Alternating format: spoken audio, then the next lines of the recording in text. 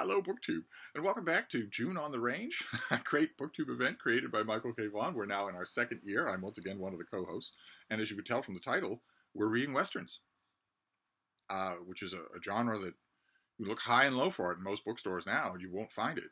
Once upon a time, it was a staple of books and the movies and the TV shows. Not so much anymore. Maybe it'll make a comeback in our time. But June on the Range is designed to celebrate this kind of writing and to pull out these novels. I've been accumulating Western novels for months in anticipation of June on the Range. So I decided last night that I would read some more of those print and paper books. They're old. The one we're dealing with today is from 1958. That's a long time.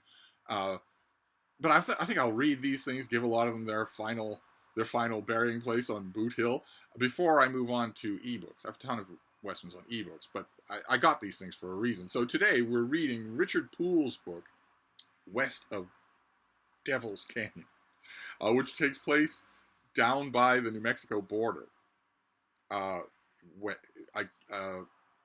When at a time that you can more or less vaguely date, because the railway lines are slowly but surely creeping in the direction of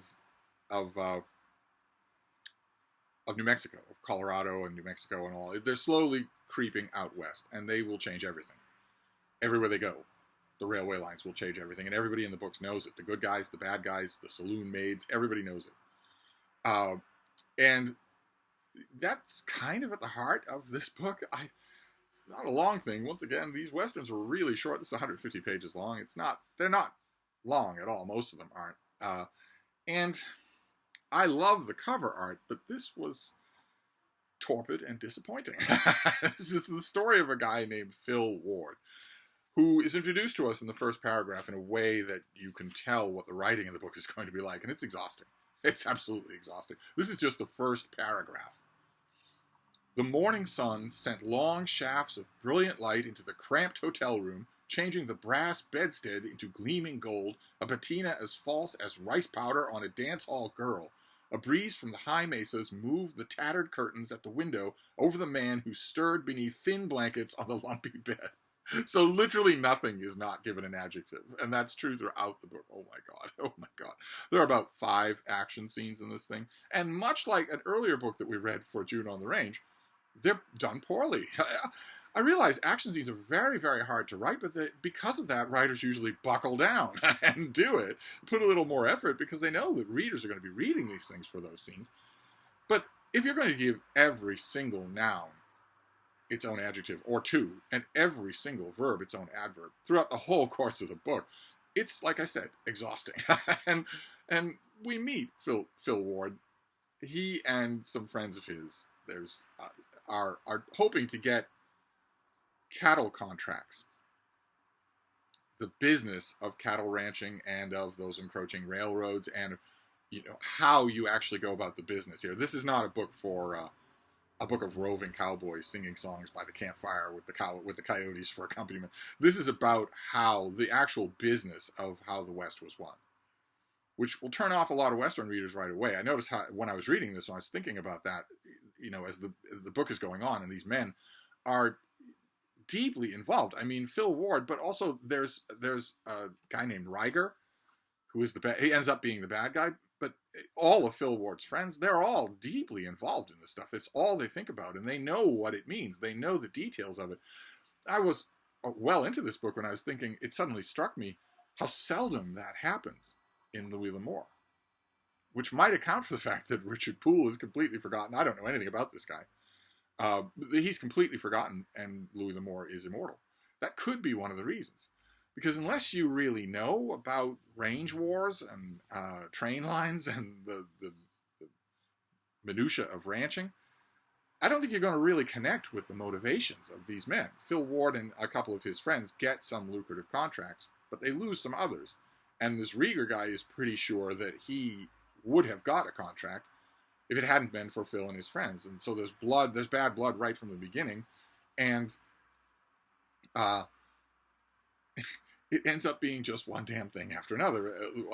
You could have done this in a short story. Elmore Leonard could have done this in a short story, and he would have done it right. He would have explained to you why these things are important.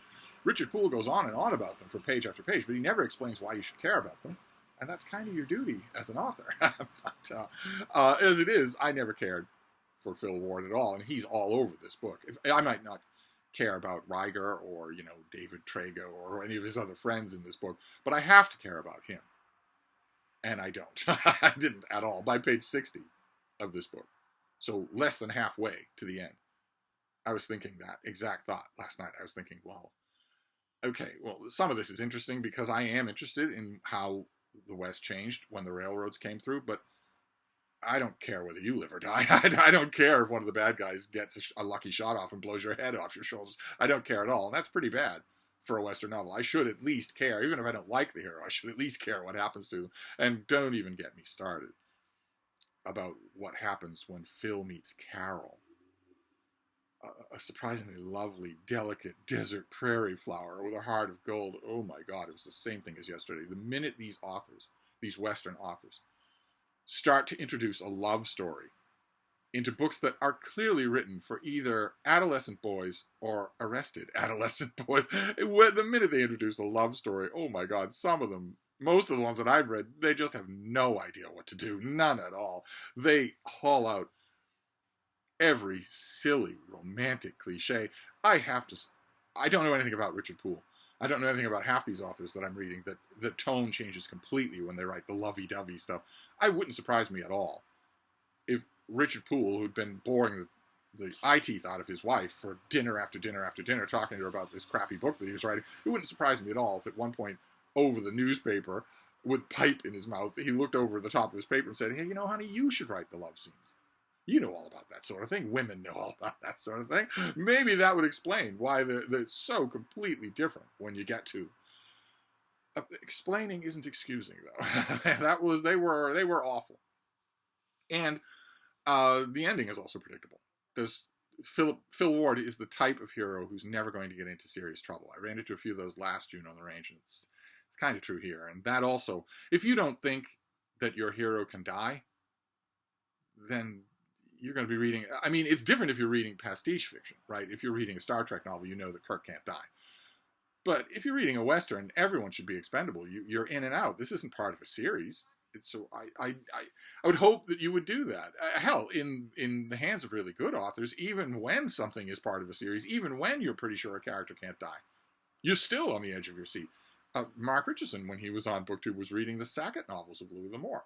You know that the main Sacketts are the heroes of the book. You can be pretty sure that they're going to live to triumph at the end. But there is hardly a Sackett novel that I've read or reread where L'Amour doesn't at times seriously make me doubt whether or not his hero will live. Not here. Not here at all.